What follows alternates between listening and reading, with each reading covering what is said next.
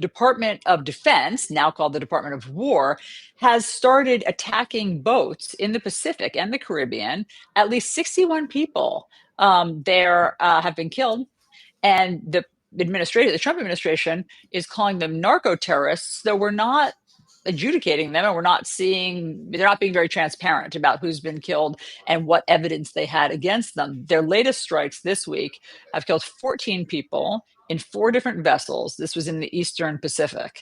So our foreign affairs correspondent, Amy Kellogg, joins us now to discuss. Amy, great to see you. So it's hard for Americans to get their heads around what's happening here. How does the Trump administration, know who's in these boats? What's the background of who's being targeted?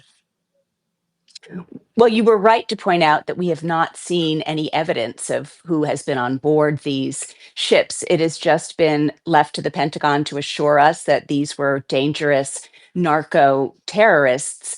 I think the problem is that we are considering this, the administration is considering this a war against narco terrorists as a way of maybe justifying what they're doing, because there has been a lot of complaining that these are extrajudicial killings and that this is not legal action going on.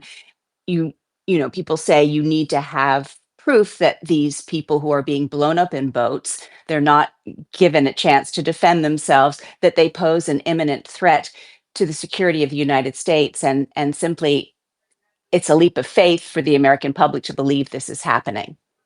Mhm. Amy, President Trump is saying he's prepared to strike Venezuela on land as they build up at sea military assets. Is that a real possibility? You think this will escalate to that point?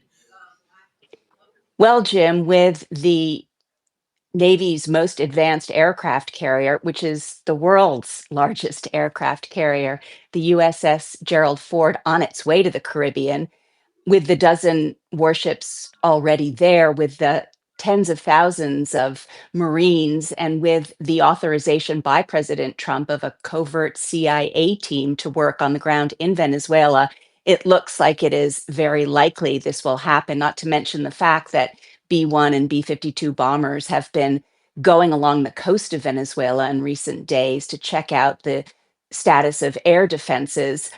I think that the hope of the administration is that President Nicolas Maduro will feel the heat. Trump claims that he is feeling the heat and that he will buy himself a one-way ticket to Moscow, where it's very cool.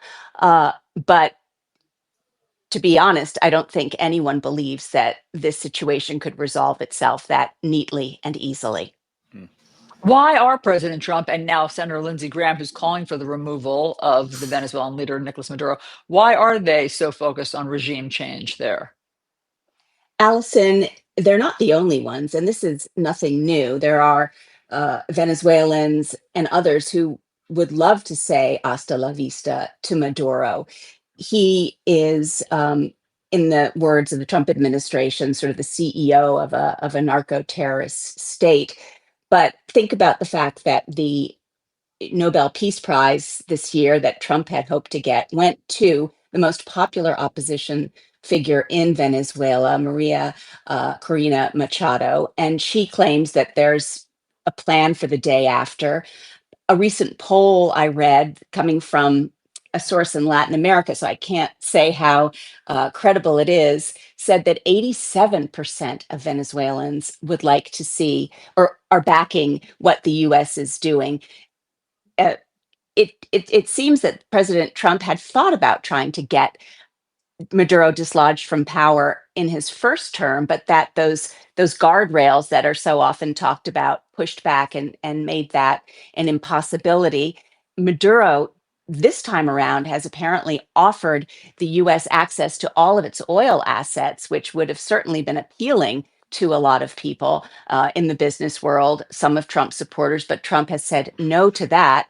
So now it seems that, and then also it's important to point out that Marco Rubio, the Secretary of State, has been very supportive of regime change. He, being of Cuban heritage, Venezuela being a big supporter of communist repressive Cuban regimes. So there are certainly a lot of people who would like to see the back of Nicolas Maduro. The EU doesn't recognize him as the legitimate leader of the country. 10 Latin American countries don't recognize him as the leader of the country. And the United Nations has even said that if anyone wants justice in Venezuela, they have to rely on the outside world. However, forcing regime change is very messy business. And there are plenty of people who would argue that the US does not need to take this on and find itself in a quagmire. And hence this gunboat diplomacy is very controversial. Amy, thank you very much for all of that context. Really helpful.